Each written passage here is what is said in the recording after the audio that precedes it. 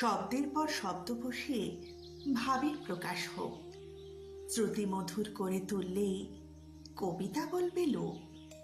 গভীরতাকে ছন্দে বাঁধো, আবেগ, কল্পনা, অনুভূতি। এত কিছু জানি না বলে কবিতায় পায় না গতি। যে কথাগুলো সারাদিন বলি, লেখা কোনোদিন হয়। বলা কথাগুলো একটু সাজিয়ে লিখতে কিসের ভয়? চোখের সামনে প্রকৃতি দেখছি, আসে অনেক ভাবনা, সেটাই থাকুক খাতার পাতায়, লেখা হয়ে থাক না।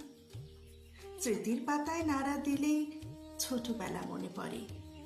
স্মৃতিচারণে দেখাই যাক না কলম কতটা নড়ে। জানি হবে না কবিতা এগুলো, তবুও লিখে যাই।